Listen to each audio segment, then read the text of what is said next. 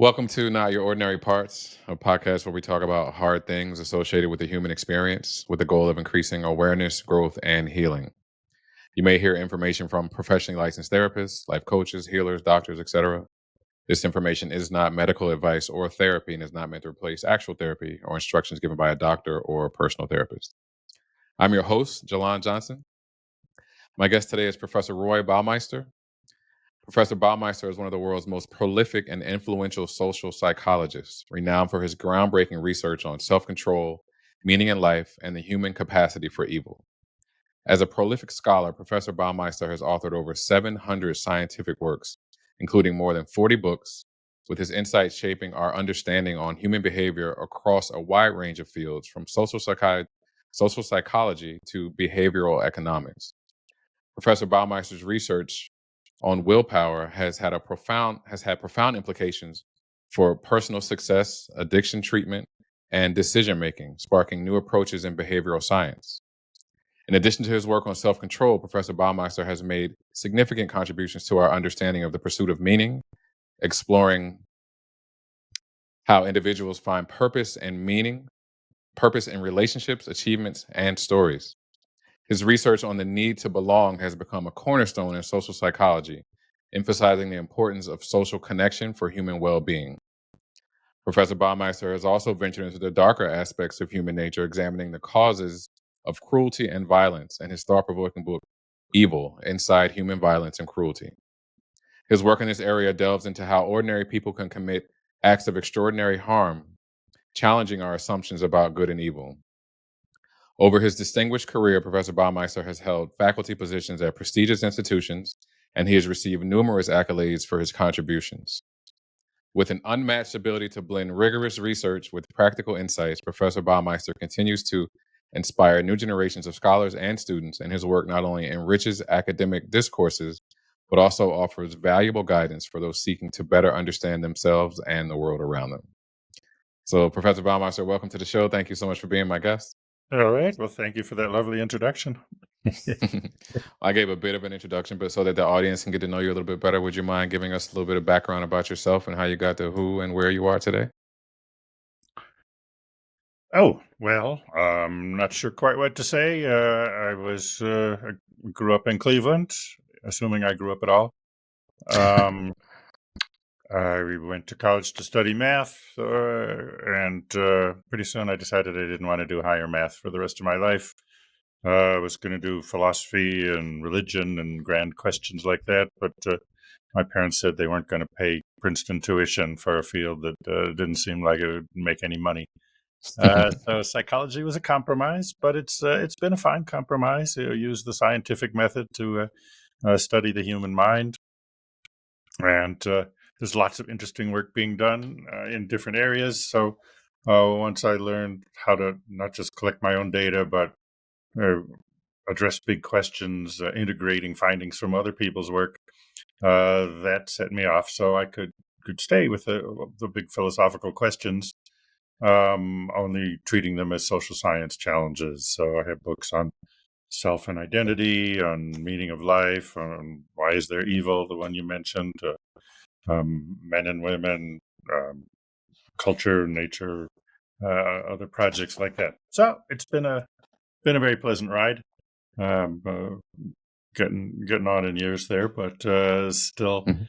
learning new things is exciting and satisfying. Thank you for that. And how long now have you been a social psychologist? Well, give away my age, but I got my Ph.D. in 1978. Graduated from college in 74. So I suppose you could say 50 years there. Okay. Now, as one of the world's most prolific and influential psychologists, what does mental and emotional health look like for you? Okay, well, mental health is for the clinical side of my colleagues to focus on. Social psychology, we study the normal people, if that's a reasonable term. That is, people without mental illness. Of course, there's quite a bit of overlap. Um, Sure. but I suppose we can go back to the comment Freud made kind of offhand that what would a healthy person do? It would Loving and working would be two prominent features of it. Um, and I think maybe we've expanded the notion of loving to include just sort of ordinary belongingness and getting along with people, doing well there.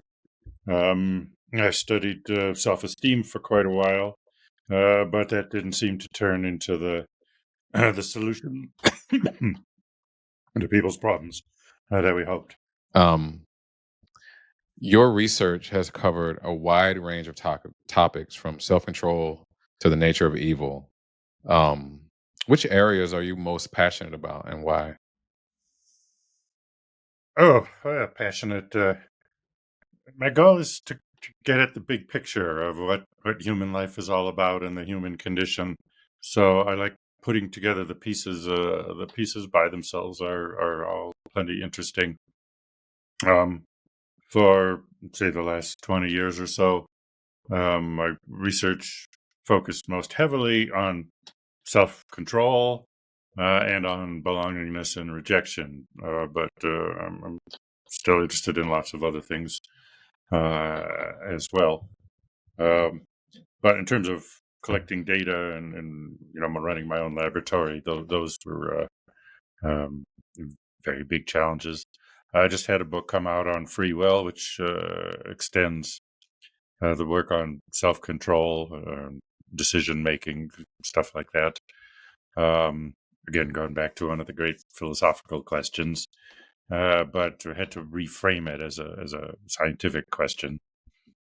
So that's been really interesting. Um, the philosophers argue about determinism. If everything is inevitably caused by prior events, how can there be free will?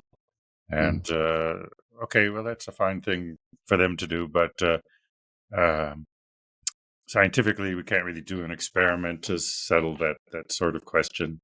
So I think the scientific question is the way that action is produced by the human mind is really quite different and far beyond anything else we see in nature. Even the kind of interaction we're having right now, where we discuss ideas and exchange information, animals don't do that. And more broadly, we operate in social systems where there are moral rules and legal rules to tell people how to act. So you need free will to negotiate that to still get at what you want and uh, understand the rules and the expectations of others and what can get you into trouble for breaking the law. mhm, Um, so already the human action control system, if you want to call it that, is beyond what other animals do. They don't have any consensus about. They don't certainly have any laws or legal systems, and uh, just the very slightest beginnings of morality, usually without any kind of shared understanding of that. Likewise, economic systems. We have marketplaces where you buy and sell and trade. And these are found in just about every human society. Indeed, Matt Ridley in a recent book said trade is 10 times older than farming. We think of farming mm, as an important human activity that we produce food for ourselves. We don't just go out and find it and eat it the way all the other animals do.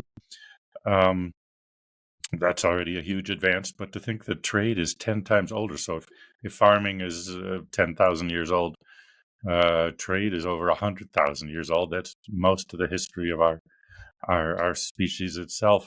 Again, to operate in a system like that, you have to figure out how to get what you want. But in dealing with others, exchanging, certainly you need ideas of quantity. So, how many furs to trade for how much wheat or other or fish or other sorts of food.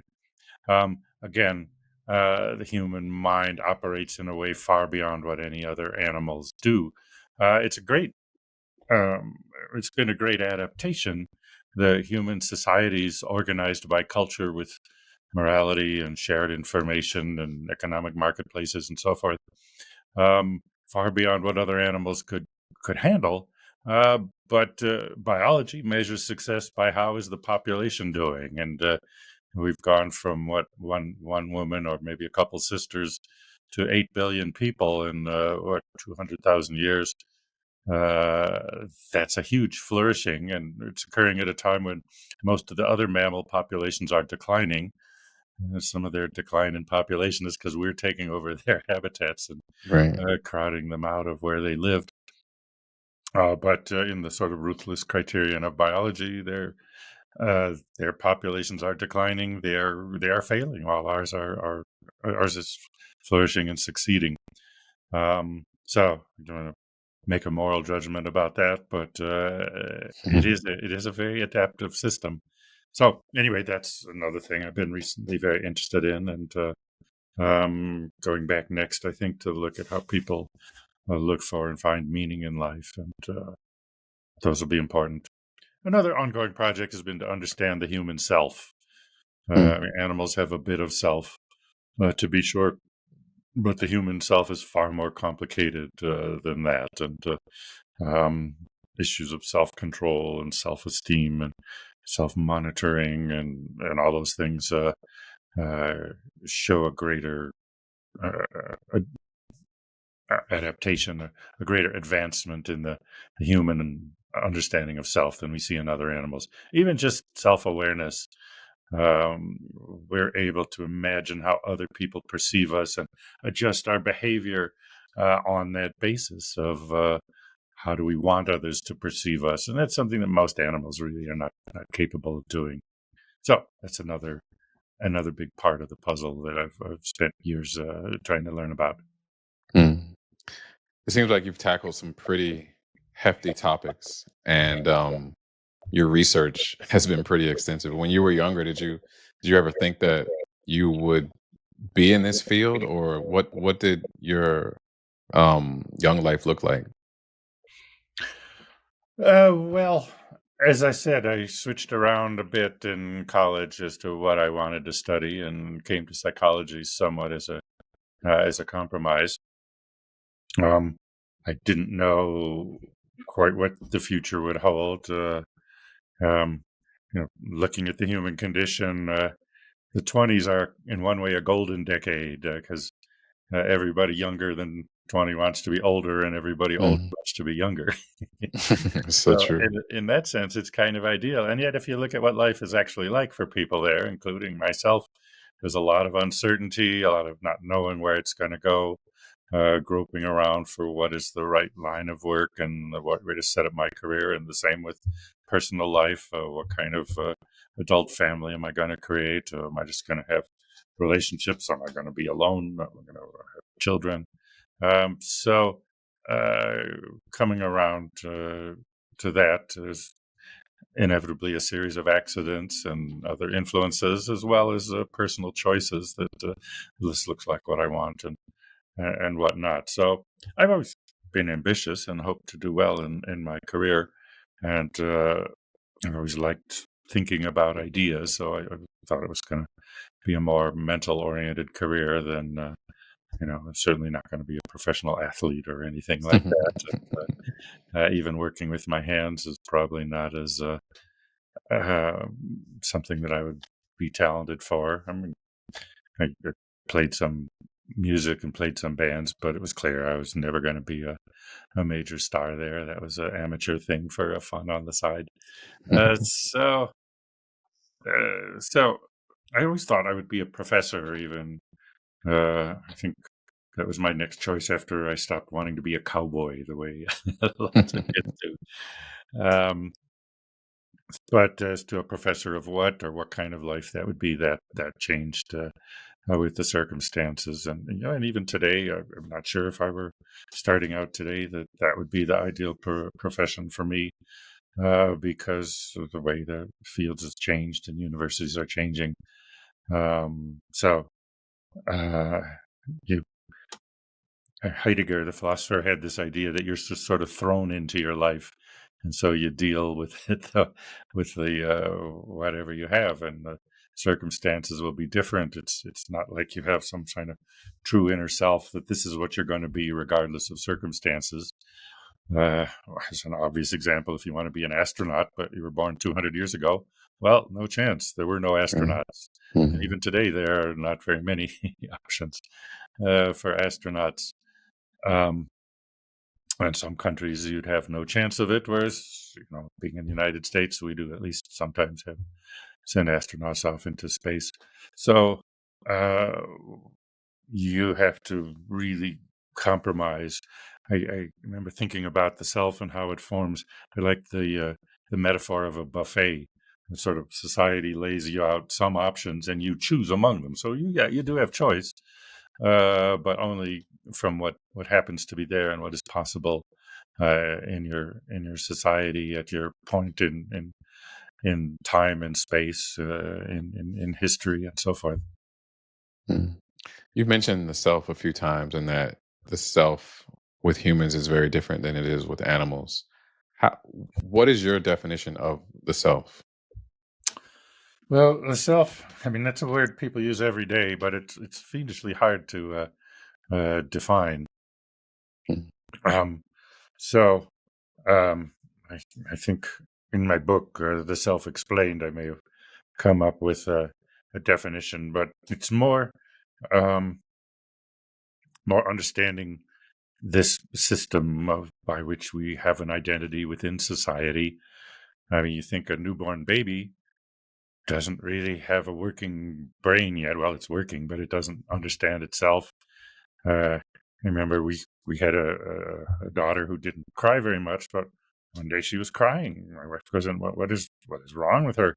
Oh, she was poking herself in the eye. She didn't realize it was her own hand. All she had to do was move her hand, but somehow the finger had gotten there, and it was bothering her. So you start life with very little self in the sense of anything going on in the brain that you understand. You don't even differentiate your body from the world yet. On the other hand, the newborn baby already had an identity in society. She had a name, she had an address, she had a family, she had a social security number. My parents gave her some money, so she even had a bank account. None of this, it was a reality in her own mind. Um, so the self comes into being as the brain learns to operate a role in the social system. It learns its place. I belong to this family. I live in this place. Usually, I'm a boy or a girl. Um, Increasingly now, there's some other options, but for most people, one or the other of those is what stands out. So you learn these things about yourself, and you learn to operate in them. So we are animals, no question. We're all animals. We are born, we die, we get sick, we need to eat and sleep, and all those other things. And yet, we're also more than animals. We have abilities and realms of existence and expectation that are unknown in the animal world. So free will, as I was talking about in this book, this would be one way in which we are more than animals. You say to somebody, "Oh, you're acting like an animal." You can say, Mm. "Well, of course, I'm an animal," but I don't. But no, it's understood as a criticism. It means you're not being more than an animal. You're not acting like a civilized being, in which you got to be polite and obey the laws and keep your pants on, except in the privacy of the bedroom or locker room, and you got to eat in certain places and ways, and go to the bathroom in certain ways, and much more than that. Understand about money and how to be civil to other those people, how to obey the moral rules and operate in an economic system. All those are ways in which we are more than animals. I mean, even just Mm. restaurants. I mean, animals like cooked food if we cook it for them, but they don't develop the culture where they can cook it and cook for others and understand how that works. And if a gorilla were to go into a restaurant, it would just see something on your plate that it liked, and it would take it if it was bigger than you. It wouldn't understand the whole thing about sitting in your place and taking your turn and placing your order, and certainly paying for it at the end. So all those things take a more advanced form of action control, which is great for us because it's nice to have restaurants. As I said, the other animals would like to have them if if they could, but they can't get the system to work. So the way I think of it, the human self and the human mind. is produced by evolution originally, but for the sake of culture, for operating in a society with these advanced systems, which work really well, but take a lot more brain power and other things that other animals don't really have. Hmm. Thank you for sharing that. Um, you clearly have an advanced knowledge, and you can tell that your research has given you a lot of tools, and the way you speak about it, you make it you speak so effortlessly about things that are very complex. And that may be difficult for a lot of people to understand. One of the main things that you speak about is the meaning of life, and a lot of people struggle with finding the meaning of life. I wanted to ask you, what do you think is the most common obstacle that prevents people from feeling fulfilled? All right. Well, that's a grand question. And Mhm. it's always hard to pick one. What was the greatest obstacle? Um, Now, let me preface this by saying I am not religious, but throughout history, most people have gotten a lot of their understanding of meaning in life from religion. And so the decline of religious faith among religious belief in the modern Western world is a serious obstacle. It makes it much harder to find a meaning of life. Um, Meaning there are a number of mysteries I haven't fully figured out yet, but meaning and time are linked in important ways. We even have when people report on their thoughts and they rate their thought for how meaningful the thought is. Thoughts that extend into the past and future are rated as more meaningful than thoughts that are just here in the present or even just about the past or just about the future, although the future is more meaningful than the past.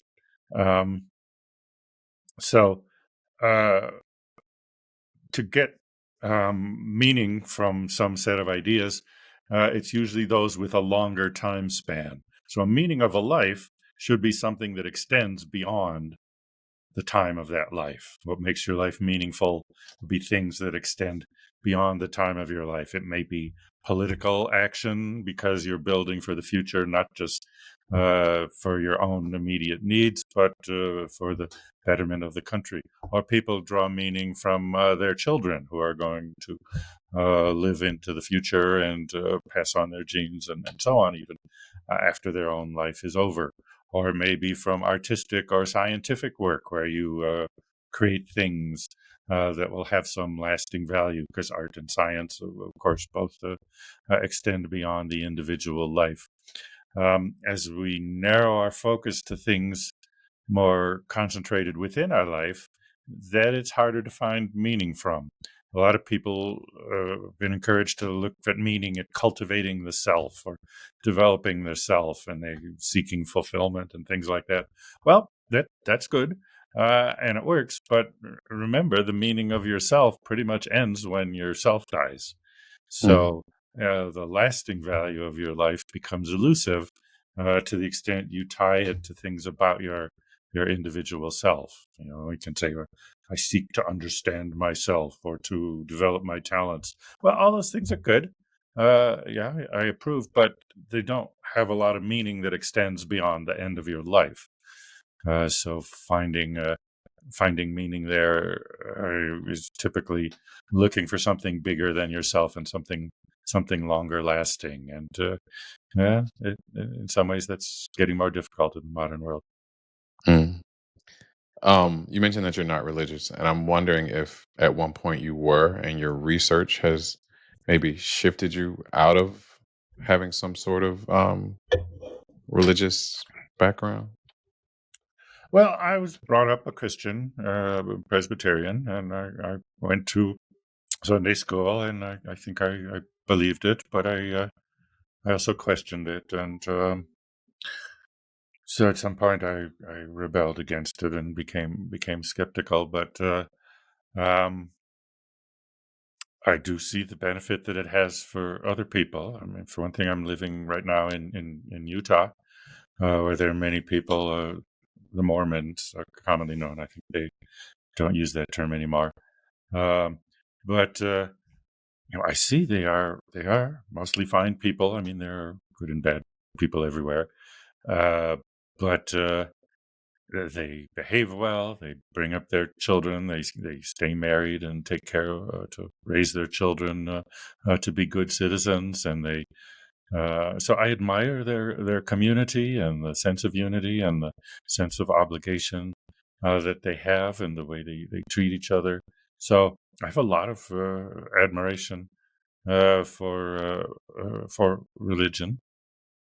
It's just I don't quite believe it. To me, it looks like a creation of the human mind. And well, there are, if you start delving into it, there are some things that are hard to answer. I know the Mormons themselves, they don't insist that you believe. They say they want you to want to believe in God. But they know people will have crises of faith and doubts and other issues at times. So I don't know. That's about what I would would have to say at present. Okay. Um, Another thing that I wanted to talk about is human behavior, and we've touched that on a little bit, but you've spent years studying human behavior. What do you think are some of the most important qualities that contribute to a happy and successful life associated with human behavior? Um, Happy and successful life. Well, um, the paper of mine that's had the most impact, in the sense that it's most often listed in the bibliographies of other publications, was called "The Need to Belong." Mm, And we reviewed a lot of research evidence about the importance of having social connections. This wasn't a radically new idea. Many people had sort of said, oh, yeah, people like to be with other people. Even going back to Sigmund Freud, he said the two main motives in the psyche, the human psyche, is built on the desire for sex, broadly defined, and the desire for aggression, the need to aggress others. He thought those were the two basic instincts. But even he said, "Oh yeah, there's some concern with connection too. The children have separation anxiety if they're separated from their parents, and so on." And I think in his later thinking, it was starting to become more central, but he wasn't ready to go back and revise his whole scheme to make it. But uh, so the notion that there's some desire like this, it had been mentioned mostly as an afterthought in a variety of psychological theories, and our contribution was to move this up to the front and say, no, this is one of the main things. This is what people are all about. Indeed, I got going on that. I'd been talking to some other researchers who were emphasizing death and fear of death, and they were starting to say, I mean, Ernest Becker had that idea in his Pulitzer Prize-winning book, The Denial of Death, saying that really you can understand all of human activity as a response to the fear of death. We're the only animals who know we're going to die someday, and that terrifies us. And so we do all these other things to distract us from death. It's a great idea. I don't think it's correct, but it mhm, it is great to think about, and it is challenging. So I'd heard researchers who were doing work on that and saying, well, that's the root of all anxiety, is the knowing you're going to die someday. And so at that point, I said, well, is that really true? I didn't know much about anxiety, but with a colleague, we set out to read all the research we could find about anxiety. And it turns out, well, there is a bit of fear of death here and there in anxiety, but most of human anxiety is about belongingness and rejection. People have anxiety that they're going to be abandoned by others, by their families, their loved ones. They have anxiety they're going to lose their job if they don't perform well. Anxiety they're not going to be accepted by others, that they're going to be rejected from places like that. So that's the main source. There's a bit of death lurking around the edges, but but belongingness is the main thing. So, in terms of seeking fulfillment, establishing connections is there. When I wrote that first book on meaning of life, I reviewed the research on happiness too. What makes people happy? And there are a lot of the things that you'd think. So people with a good job are happier than people with a bad job. People with more money are happier than people with less money. People who are healthy are happier than people without that. I mean, the one exception was having children. People with children were a little less happy, but pretty much everything else lined up the way you would expect. The thing is, though, the size of the effects were very small. So yeah, rich people are happier than poor people, but it's not a huge difference. And there are plenty of unhappy rich people Hmm. and happy poor people. The one objective indicator that stood out as a powerful one is having social bonds versus being alone in the world. And I did this. There's another book came out around the same time, on happiness by Dave Meyer, and he found the same thing, that being connected to others is the biggest objective predictor of happiness. There are subjective ones too. Some people just have a better attitude on life.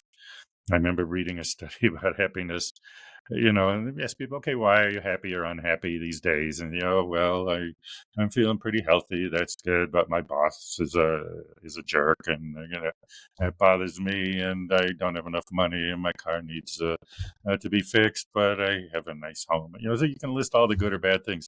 Anyway, in this study, they followed up 10 years later with these people. So a lot of those things had changed. The boss had changed, the money situation, and all that. But their happiness was still at about the same level it was 10 years ago. So that says it's not your objective circumstances, it's Hmm. something about you. I used to tell my students in class, yeah, you want to marry somebody who's happy. And most people, when they fall in love, they're happy, but don't be swept away like that. You want somebody where you think, I'll bet he was a happy baby. Hmm. I'll bet as a small child, it was smiling a lot and so on. He or she that's the sort of person, and some people are just unhappy or even depressed, and that tends to be stable also, and they'll complain about whatever's going wrong now, and 10 years later they'll be complaining about something else, but they'll still have it. So a lot of the keys to happiness or unhappiness are inside us. So subjective things are important, but objectively forming connections with others, that's crucial. Hmm. I agree. I agree emphatically. Thanks for sharing that. Another topic that you have delved into is self control. And that's often cited as a cornerstone to success and happiness.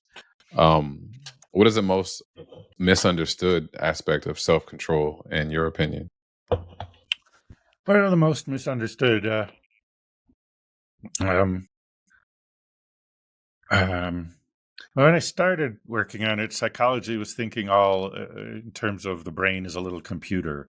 And so all the theories were about information processing. And they thought, you understand this, understand. And self control must be the same thing, about how you understand the world and figure out what to do and so on. And well, there's something to that. But we found it seems to rely on a limited supply of energy.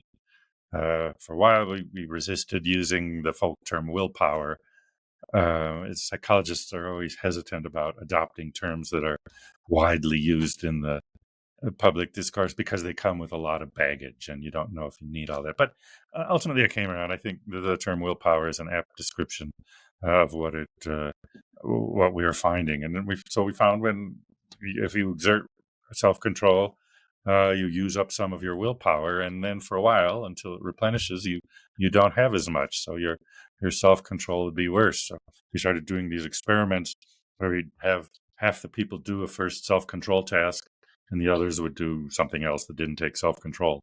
And then we'd all take them all and have them do another different self control task and see how they performed on the second one. And the people who had already exerted self control the first time, they did worse on the second. So they used up some of their willpower that wasn't available to help them perform as well on the second task. And that's the opposite of what the computer model or the Mm. information processing, because you have your computer on and it's doing, say, some statistical work. So you've got the statistics program up and running, and then you want to have it do another statistical task. Well, it'll be faster because it's already got the program loaded. These days, computers are pretty fast, but older folks on us remember it took time to load a Mhm. new program, and you could see the difference. And it's still true. It's just It's a smaller difference that we're not as sensitive to. So, but we were finding the opposite, that they first engaged self-control. The self-control program should be up and running if that's all what it was in their mind. So they should do better at the second task, but instead they do worse. So that really fits more of an energy model, and that really guided our research for a long time. I start to think of self-control as something like a muscle. Yeah, after you use it, it gets tired. On the other hand, if you exercise it regularly, it gets stronger. And Mm. we did some studies there. Lots of other researchers have done the same thing. I think it's been replicated on 4 different continents, different labs. That if you have people, say, engage in self-control exercises for a couple of weeks, and then come back and give them a lab test, even though it seems completely different from what their exercise was, uh, they do better at that. In one study, for example, they took students who had money problems, which is a lot of students, and for half of them, they trained them to exert self-control with their money, to plan and keep track of how much they spent and make sure to save some. So they did this over time for a couple of months, and the control group did something else. Then they brought people into the laboratory and gave them a test that had nothing to do with money. It had to do with focusing your attention on some dots moving around like the shell game. And to make it harder, they had another TV over here playing a comedy to be distracting you. So you had to keep your attention focused on the one thing, shut out the distracting information, and follow the moving targets. And sure enough, the people who'd been trained with self-control on their money, they did better at this lab task. So it's one muscle that you have for self-control. It's got a limited capability. So some people say, "Oh, I have good self-control for cleaning up my apartment, but bad self-control for getting my work done ahead of time by the deadline," or vice versa. Just things like that. Well, it's the same resource, the same energy, but given that it's limited, you put it into one thing or another. So if you were good at say, keeping your apartment cleaned up, but not so good at getting your work done on time, you could probably change, put more of your self-control effort into getting your work done on time. Maybe your apartment would be messier then, as you wouldn't put the energy into that. So it is, again, it's one resource that goes in whatever direction you choose it, and what you put it into, that sort of reflects your values and priorities as an individual, and different people make different solutions, but you can change there. And as I said, the exciting thing is, even as an adult, if you exercise your self-control, you can get better and get stronger at it. It's a way psychology can really make life better for people. Mm. When you were giving that explanation and you gave the analogy of a muscle that can be trained, and that it's one resource, I started to think of like a battery, because if you have like 100% battery life and you use 30% and then you go to do something else, you don't have as much resource as you did with before you did that. So Right. with the exercise, with the people who did something and then came back and they weren't able to do it as well, like that, it just goes to show like how, I mean, the research, you can't deny the research no matter what people say. Like, you have evidence. Yes. Now I got to have put in a qualification here. Uh, the general public sort of hears about research findings on the media and so on. What gets lost in that process is all the argumentation and questioning. You talk Mm. to scientists, who they argue about all sorts of things. Uh, so I like what you said, but and I happen to believe the weight of the evidence really points toward this conclusion. But especially with social science, where you're studying people, you find all sorts of theories, and people will argue about a lot of different things. It doesn't mean we're not getting anywhere, but the extent of the debate. I mean, we've seen even at the federal level with the follow the science, as the president and others have been talking about. We got to do what the scientists tell us.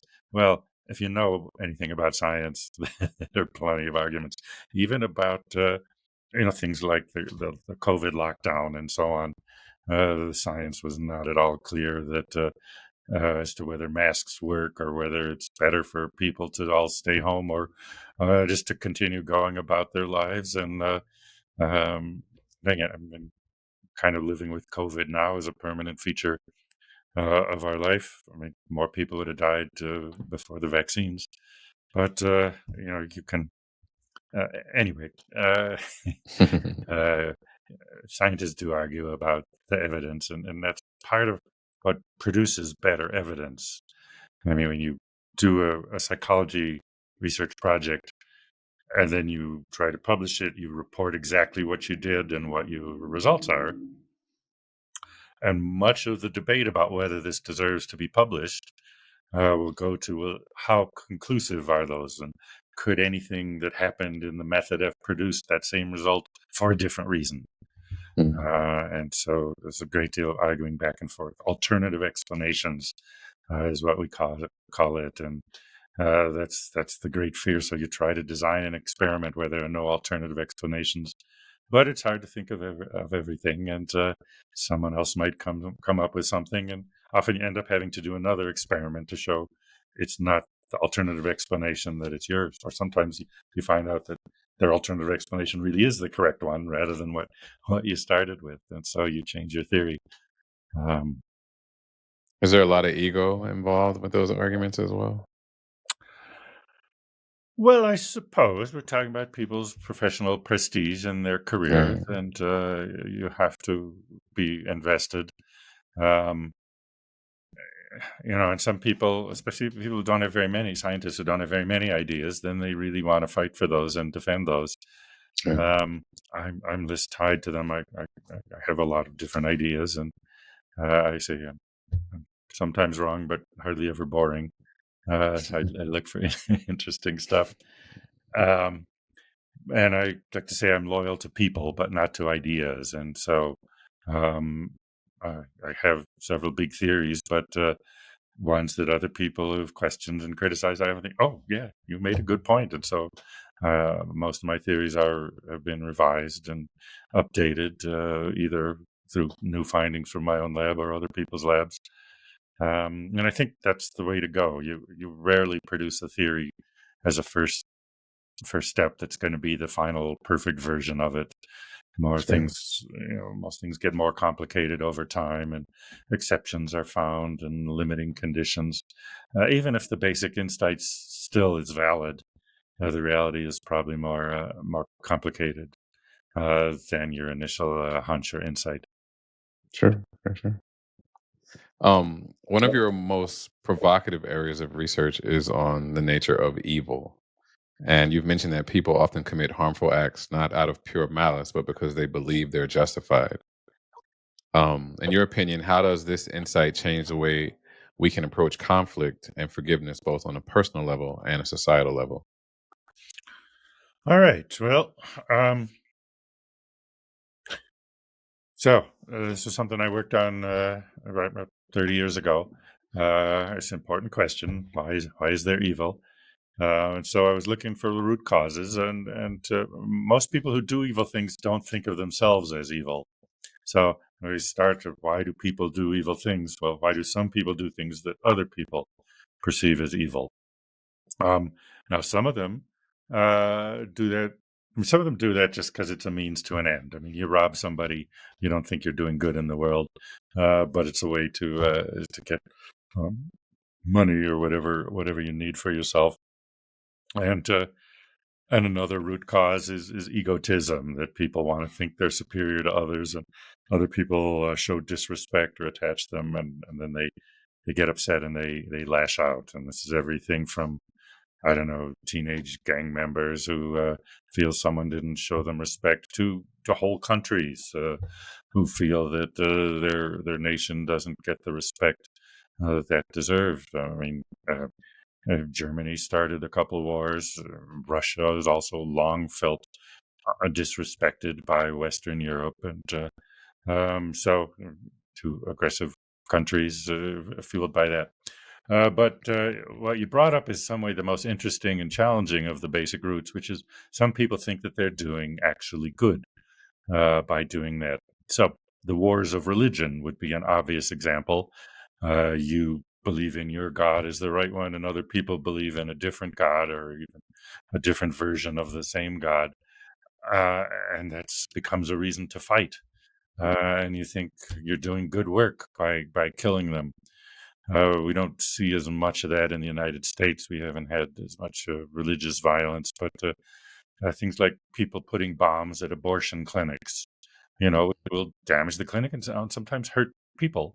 But in their belief, they're doing something good because they think the abortion clinic is really evil. It is killing potential human beings, and it believes that they are already they should count as alive, and um, so they see their work as being positive. And in some way, this is the worst of all of them.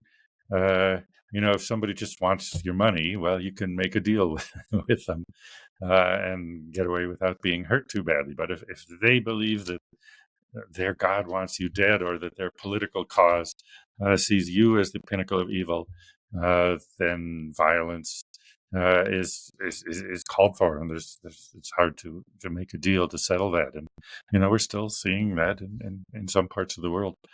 Um, so uh, the United States in its founding made a great effort in deciding that we were not going to have a state religion, that we're going to separate church and state, as they put it. And ironically, compared to all the European countries where there's still state religions, religion remained much stronger in the United States for a longer period of time.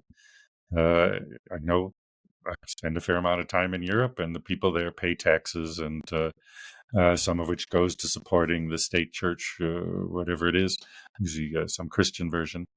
Um, but but many people don't believe it. They don't go to church. They don't practice. Whereas one argument is that the American churches had to work harder to attract people, since they're not getting supported by government money.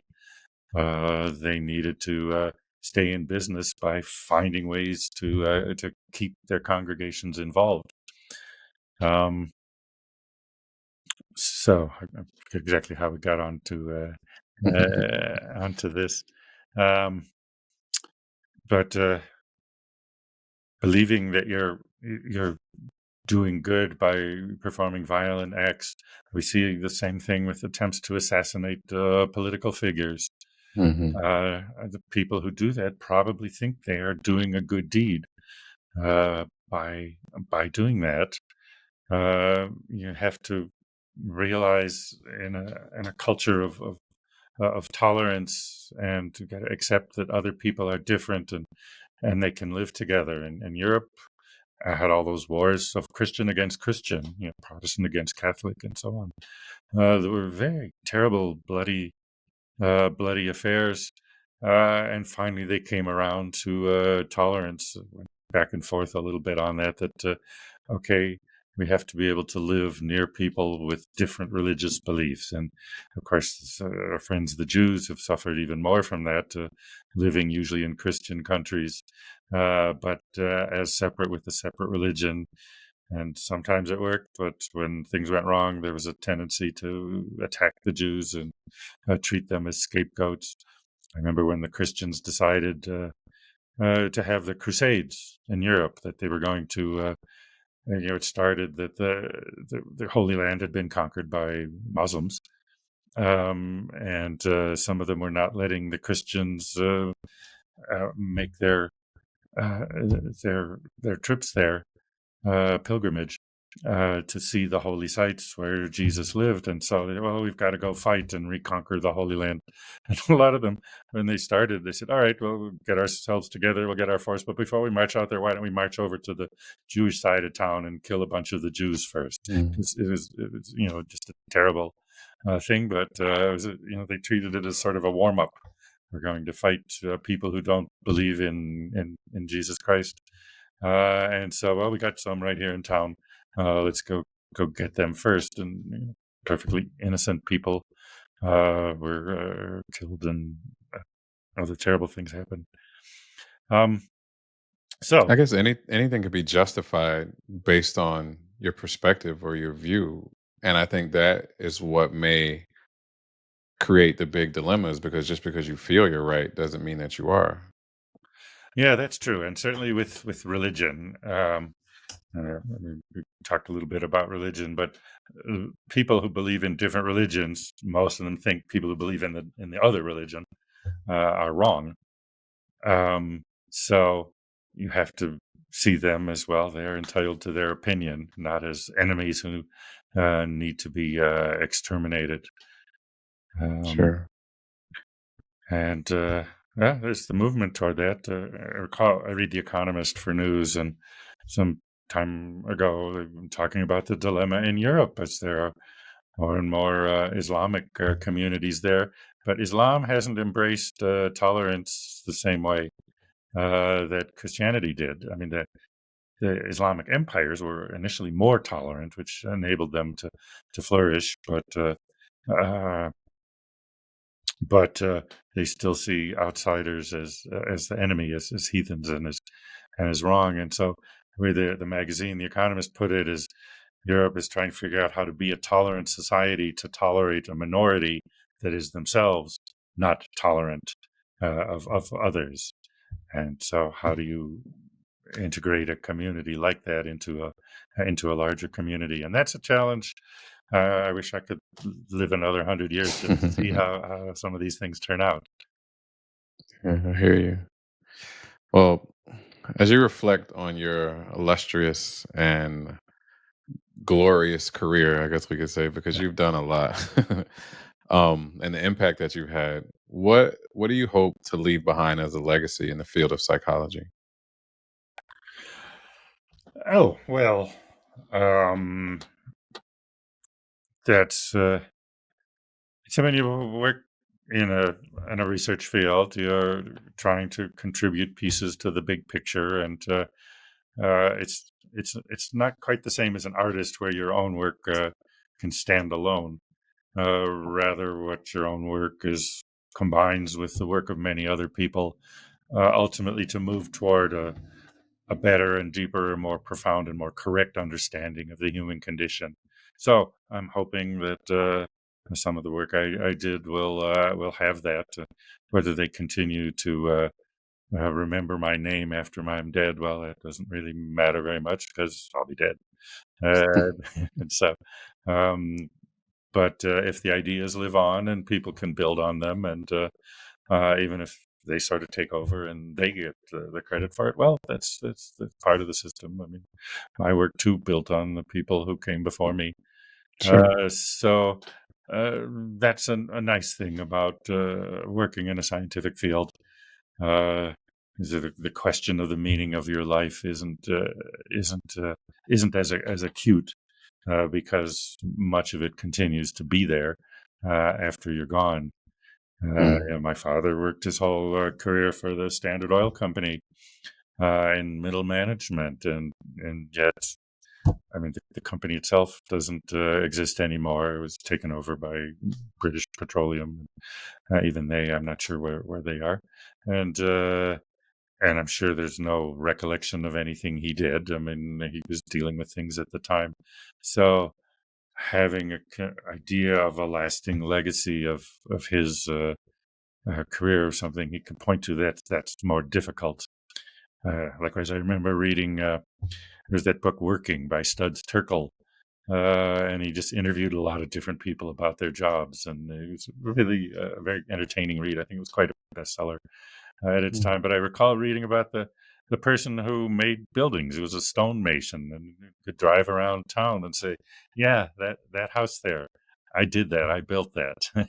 So you see something afterwards. I mean, the people who live there probably don't know his name or anything like that, but sure. still, there's a sense I built something that continues to exist for a while and will be there for a while, at least after I'm dead. And a lot of careers don't offer that as much, and so I'm thinking, hoping that some of the ideas and findings will live on. I'm pretty sure they will. All right, last question for you. If you could use your platform to educate anyone who may be struggling with finding purpose in life, or they want to know more about the human brain and how it operates, or evil, or willpower, or any of the topics that you've delved into, um, but they don't know really where to start, or where to begin, what would you say? Uh, well, the topics I've worked on, a lot of them have resulted in books, and I always try to write the book so that anybody, or at least any educated person, anybody who went to college, could read it and understand it. Um, so uh, my books are there. Are plenty of other people also writing good books on these topics. Um, that's one way to sort of be brought up to speed. We don't we don't expect people to. I mean, science is done in these scientific journals, and you publish one article at a time, and it's stay there. But for somebody who's not an expert to track through those and find those, that's really difficult and unrealistic to expect that. And that's why a lot of us turn to writing books where you can package the set of ideas for a broader community, and not just, some books are just written by experts for other experts, Mhm. but I've generally tried to write them so that yeah, anyone could understand this, and it's a challenge to explain things more carefully and include stories to bring things to life. Uh, but it's a welcome challenge, so that's what I would say to people. Interested in stuff that I've done, look at the books. Um, there, you can go to my website roybaumeister.com, which I think has most of my books listed there, and find what seems interesting to you. And if it isn't a book by me, well, there are plenty of other fine people writing very interesting books that can get you started with that. Sure. All right. Well, thank you for that. I'm grateful for the opportunity to do this with you, for you to Thank you, share your John. knowledge and your wisdom, and for seeing value in what I'm doing and agreeing to do this with me. You mentioned that your books can be found at your website. Yes. Um, I mean, you have to order them from the publisher, but the website isn't connected to those. But there'll be a list of a lot of them. I don't maintain my own website. I'm not an expert at that kind of thing, but some lovely people who do that for me. So I think it's pretty easy to find, um, and that would be as easy a place as any to start. Sure. All right. Well, again, thank you so much for this. Thank you for your time. Thank you for sharing. Thank you for who you are. Thank you for what you do, and thank you for how you do it. Okay, well, John, thank you for having me on, and appreciate the good interview. Take care.